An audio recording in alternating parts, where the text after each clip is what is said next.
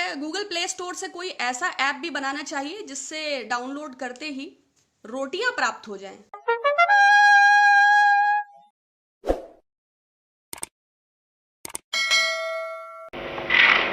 नमस्कार।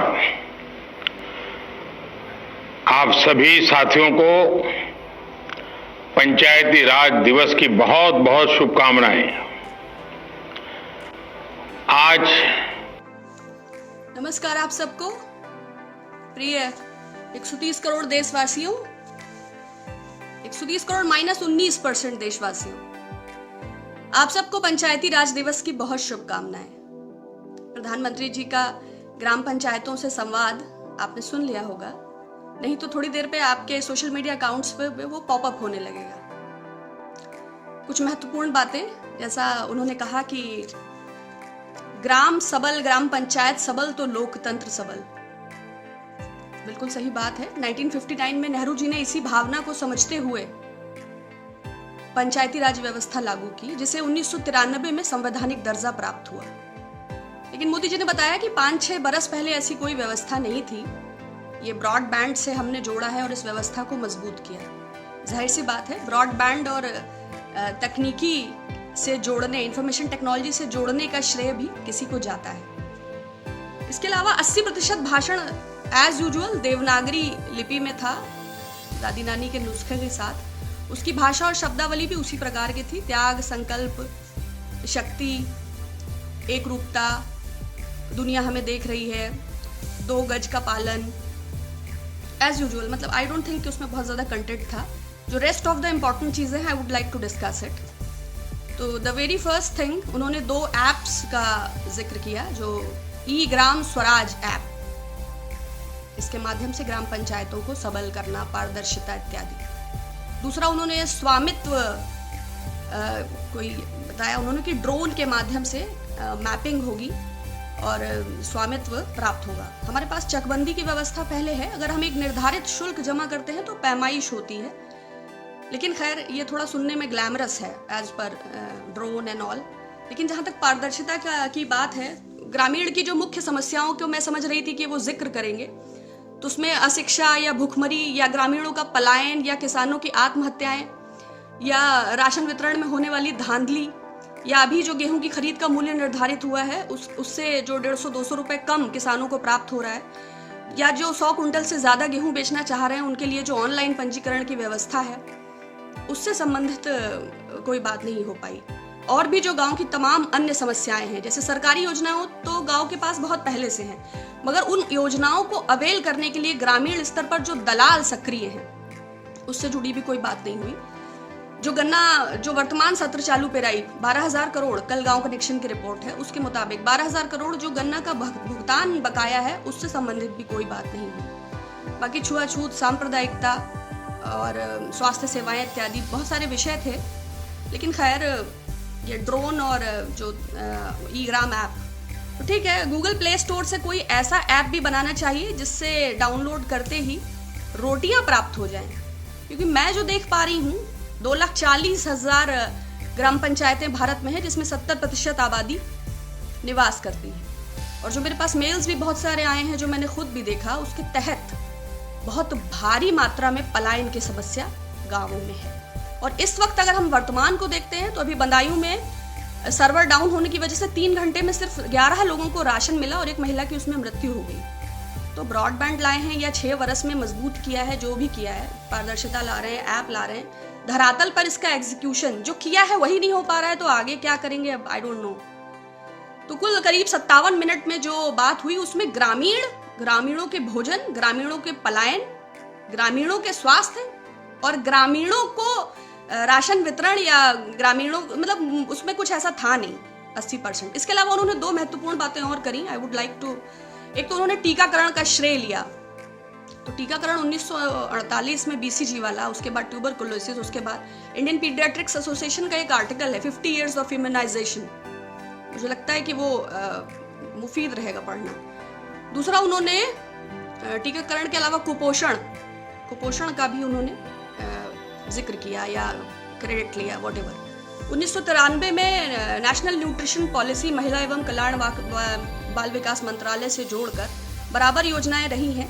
देखिए, मुझे कोई आपत्ति नहीं है भाषण से, बट मैं समझती हूँ कि जो विरासत है वो सम्मिलित है। अगर उस पर कोई वर्चस्व या एकाधिकार करने का प्रयास करता है तो ये एक प्रकार का अतिक्रमण है। और 20, 25, 30, 40, 50, 60 बरस की जो योजनाएं हैं, आप इन्हें इतिहास नहीं कह सकते। तो ठीक है, 2014 के बाद बहुत तरक्की हुई है, योजनाओं के नाम बदले गए हैं, लेकिन मैं समझती हूँ कि ग्रामीण पंचायती राज दिवस पर नहीं श्रेय देना चाहिए था, तो कम से कम सत्य तो कहना चाहिए था। तो मैं थोड़ा असहमत हूँ प्रधानमंत्री जी के संभाषण से। इसके अतिरिक्त उसमें कुछ बहुत विशेष जिक्र करने योग्य नहीं था, लेकिन फिर भी अनुरोध तो किया जा सकता है कि राशन वितरण में होने वाली धांधली और गरीबों को भोजन सुनिश्चित हो। कोरोना संकट के चलते अगर कोई सबसे ज्यादा परेशान है तो वो हमारे कामगार और मजदूर और प्रवासी जो ये बाहर से सब आ रहे हैं। भोजन की बहुत समस्या है। अभी बेगूसराय में जो डेथ हुई राम महतो, पोस्टमार्टम में उसके पेट में अन्न का एक दाना भी नहीं था। अब ये लोग कौन सा ऐप डाउनलोड करेंगे, आई डोंट नो। दूसरा जो है महत्वपूर्ण बात, जो प्रश्न आया है उसी पर रहते हैं। दूसरा, सब लोगों ने बहुत आग्रह किया है। नमस्ते। पत्रकारिता जगत के हमारे दीपक कलाल, माननीय आदरणीय श्री अर्नब गोस्वामी जी, तो गूगल के प्राप्त जानकारी के आधार पर 2017 में उन्होंने एक चैनल बनाया है। राजीव चंद्रशेखर कर कोई भाजपा के सांसद हैं, उनका वो चैनल है, नाम रिपब्लिक टीवी है, हालांकि नाम तो नहीं सही है, अल जजीरा होना चाहिए था। नहीं, माचिस के डिबिया में इतना शोर। तो बहुत उनका कहना है कि वो बहुत प्रख्यात पत्रकार हैं, उनका प्राइम टाइम शो है, उनकी बात का बहुत वजन है।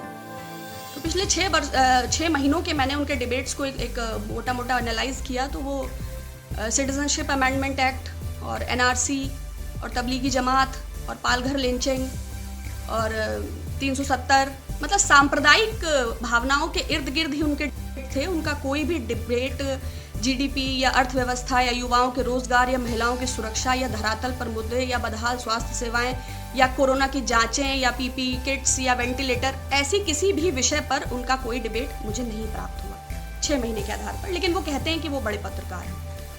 दूसरा, मैंने उनका पिछले 12-15 दिनों का उनकी व्यूअरशिप को ऑब्जर्व किया, रिपब्लिक टीवी जो वो उनका प्राइम टाइम डिबेट है, सेल्फ प्रोक्लेम्ड, तो 44,000, 55,000, 48,000 लोग लगभग उन्हें प्रतिदिन देखते हैं। सो 135 करोड़ के देश में अगर 44 से 55,000, 65,000 लोग कोई डिबेट डेली देखते हैं, तो इसका तात्पर्य हुआ कि 0.0037% जो है वो उनका दर्शक वर्ग है। 0.0037%, इतना विराट दर्शक वर्ग जिस पत्रकार का है, उस पत्रकार पर हमला तो लोकतंत्र पे हमला है। सरकार को इसे गंभीरता से लेना चाहिए। ये एनएसए अजीत डोभाल जी को देखना चाहिए, या लश्कर तैयबा या हिजबुल मुजाहिदीन की कोई साजिश हो सकती है, और उनकी वाई श्रेणी की सुरक्षा को बढ़ाकर Z+ कर देना चाहिए। क्योंकि वाई श्रेणी आप समझते हैं ना, जो कपिल मिश्रा को मिली थी दिल्ली के दंगों में, हाँ, तो वो धरती पे दंगा करते हैं, ये हवा में दंगा करते हैं। मगर इनके चेहरे पे बहुत भय दिख रहा था। जो वीडियो उन्होंने बताया कि जो है वाई श्रेणी वालों ने रोका, 2 लड़के बाइक से थे, वो किस संगठन से जुड़े हैं, उनको किस पार्टी की अध्यक्षा ने भेजा है, ये बताने के लिए वो रुके, उसके बाद वो चले गए। जो लोग दिन भर लोगों की भीड़ में भय पैदा करते हैं, उन लोगों के लिए जो सब्जी बेचते हैं, जो कारीगर हैं, जो बुनकर हैं, जो श्रमिक हैं, जो छोटे छोटे उद्योगों में काम करते हैं, जिन्हें भीड़ से मारे जाने का खतरा है, और जो समाज में इस जहर को बोते हैं, जिनके पास Y+ की सुरक्षा है, उनको इतना डर। आपको क्या डर है? आपको बिल्कुल नहीं डरना चाहिए। लेकिन फिर भी सरकार को इनकी सुरक्षा गंभीरता से लेनी चाहिए, क्योंकि इनकी कितनी प्रतिष्ठा है, 0.0037%। इससे ज्यादा तो हमारा खेसारी लाल पॉपुलर है। निरहुआ बहुत बड़ा सुपरस्टार है, तो क्या अमिताभ बच्चन हो जाएगा? सपना चौधरी जी लोक नृत्यांगना है। नोरा फतेही का अपना एक क्लाइंटेल है। तो there is a basic class difference between the people. तो जो टिप्पणी उन्होंने जिस पर की, उस पर मैं कोई टिप्पणी नहीं करूंगी, क्योंकि उससे योग्य ये व्यक्ति नहीं है कि समकक्ष रह के उस टिप्पणी का कोई बचाव किया जाए। हाँ, मेरे लिए एक चिंता है। मुझे ये चिंता है कि हम लोग मेहनत करते हैं, महिला हैं, काम करते हैं, तो एक ऐसी महिला जो 52 वर्ष से भारत की बहू है। देखिए, हमारे हिंदू में अगर एक बार अग्नि के चारों तरफ सप्तपदी श्लोक के अंतर्गत हमने विवाह हो गया, तो फिर वो स्त्री अगर वामांग आ गई तो फिर उसका कुल, उसका गोत्र, उसके धर्म, उसकी जाति पर उंगली उठा रहा है तो फिर उसको तो पहले वो धर्म का अध्ययन करे। अगर कन्या एक बार वामांग हो गई तो फिर वो पुरुष में समाहित है, वही उसकी पहचान है। दूसरी चीज, 2004 में फोर्ब्स मैगजीन ने उन्हें दुनिया की ताकतवर महिलाओं में शुमार किया। 2012 में टाइम मैगजीन ने उनको अपने मुखपत्र पे रखा। दुनिया की इन्फ्लुएंशियल महिलाएं जैसे मिशेल ओबामा, जैसे कोंडाजेला राइस, जैसे जर्मन चांसलर एंजेला मार्केल, ऐसे लोगों में जिस महिला का नाम रहा, जिसे दुनिया की पत्रकारिता ने, आईटी सेल ने नहीं, Sun, Daily Mirror, New York Times, Washington Post, Guardian, दुनिया की वैश्विक मीडिया जो प्रायोजित नहीं होती है, उसने उन्हें संत कहा जब प्रधानमंत्री पद का त्याग किया। क्योंकि कोई पुरुष तो प्रधानी नहीं छोड़ सकता है, प्रधानमंत्री पद तो बहुत बड़ा होता है, ये कोई महिला ही कर सकती है। तो वैश्विक मीडिया ने जिसे संत की उपाधि दी, अगर ऐसी महिला पर कोई ओछी 2% की, जिसकी व्यूअरशिप 0.0037% है, अगर इस टिप्पणी को करता है तो ये मतलब ये हमारे लिए चिंता का विषय है कि हम लोग जो इतनी मेहनत करते हैं, कोई भी Tom Dick and Harry C grade cheap class का आदमी कभी भी उंगली उठा देगा तो ये आधी आबादी की अस्तित्व पर प्रश्न चिन्ह है कि दुनिया की ताकतवर महिलाओं में शुमार होने के बाद भी सस्ती मानसिकता के लोग आपके इर्द गिर्द, ऐसा तो ये बड़ा दुखद है। इससे ज्यादा मैं इस पर कुछ नहीं कहना चाहूंगी। तीसरा जो है, बहुत खास जो क्वेश्चंस आए हैं, बस मैंने वही इन्वॉल्व किए हैं। उनका डिबेट्स आप लोग मत देखिएगा। जैसे खिलाड़ियों का डोपिंग टेस्ट होता है ना कि प्रतिरोधक दवाइयों का इस्तेमाल करते हैं, तो हमें लगता है उत्तेजक दवाइयों का इस्तेमाल करके जो है वो डिबेट करते हैं। लेकिन टीआरपी के लिए ऐसा होता है। आप जैसे देखिए आईपीएल है, बहुत बड़ा इवेंट है, कोको, पेप्सी, वीवो उसको स्पॉन्सर करते हैं। बट जो देखिए सी ग्रेड आर्टिस्ट होते हैं, सपोज पूनम पांडे है, शर्लिन चोपड़ा है, राखी सावंत है, बहुत सारे ऐसे आर्टिस्ट होते हैं जो एक अनाउंसमेंट, कोई वल्गर अनाउंसमेंट कर देते हैं कि जो है अगर कोहली इतने छक्के मारेगा तो हम ऐसा करेंगे। उससे क्या होता है कि जो उनका एक क्लास है, उनकी जो पोर्नोग्राफिक एरोटिक वेबसाइट्स हैं, वो ट्रैफिक डाइवर्ट होकर उनकी वेबसाइट्स पर चला जाता है। तो उनको इससे थोड़ा सस्ती लोकप्रियता और टीआरपी के लिए लोग ऐसा करते हैं। तो ऐसे लोगों को एकदम गंभीरता से ना लिया जाए। तो सीता माता पे धोबी ने सतयुग में आरोप लगा दिया था, तो ये सब कलयुग के धोबी हैं। Don't take them as journalist, avoid them, boycott them and don't reply to them, right. तीसरा जो सबसे ज्यादा बात कही गई है वो है, मैम आपने पालघर की लिंचिंग पे कुछ नहीं बोला। देखिए मैंने पिछले डिबेट में पालघर की लिंचिंग पर बोला था, उससे ज्यादा बोलने का कोई प्रश्न नहीं है। अभी 2018 में स्वामी सानंद सरस्वती जी की जो गंगा की अविरलता और गंगा के खनन पे काम कर रहे थे, लगातार उपवास पे थे, प्रधानमंत्री जी को तमाम पत्र लिखे थे उन्होंने, उनकी मृत्यु हुई। संत वर्ग ने उसको ध्यान में भी नहीं लिया। बात वर्ग की नहीं है, बात यह है कि देखिए सामने वाले के पास एक ऐसी मशीनरी है जो किसी भी खबर को किसी भी लहर में तब्दील कर देता है।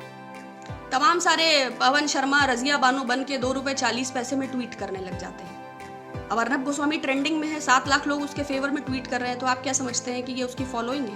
नहीं, इसके डिबेट को 44,000 आदमी देख रहा है। ये एनीवेज, आप you can understand it much better. हमें उस मशीनरी का शिकार नहीं होना है। ट्रैफिक को डाइवर्ट करने के लिए ऐसा किया जाता है ताकि हम बात ना कर सकें। हमें ये सोचना चाहिए कि 23,700 आदमी कोविड से संक्रमित हो चुका है, अभी तक टेस्टिंग की कोई व्यवस्था नहीं है।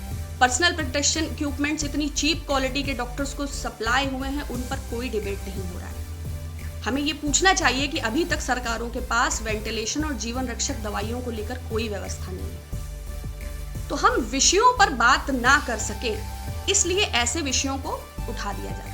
और वो उठाना हम और आप नहीं उठाते हैं, उसके लिए एक पेड मशीनरी है। तो फेक न्यूज को अवॉइड करें, लोगों को जवाब देने के स्थान पर अनफ्रेंड, बायकॉट या ब्लॉक करें। इस समय 906 लोग जुड़े हैं। सपोज इसमें 900 लोग मेरे विरोध में हैं, तो मैं सिर्फ 6 लोगों से संवाद करना चाहूंगी। 900 लोगों को सफाई देने में मेरा कोई इंटरेस्ट नहीं है। तो ऐसे ही आप, वैसे भी इतनी बेरोजगारी है, अगर लाख 50,000 लोगों को पवन शर्मा, रजिया बानो बन के 2 रुपए 40 पैसा मिल रहा है एक ट्वीट का, तो आई थिंक हमें उन्हें माफ करना चाहिए और अपने विवेक, अपने कॉन्शियस पे भरोसा करना चाहिए। बहुत शुक्रिया, फिर आप सबसे बात होगी। आज के लिए ये 3 पॉइंट्स मेरे पास थे। Thank you so much.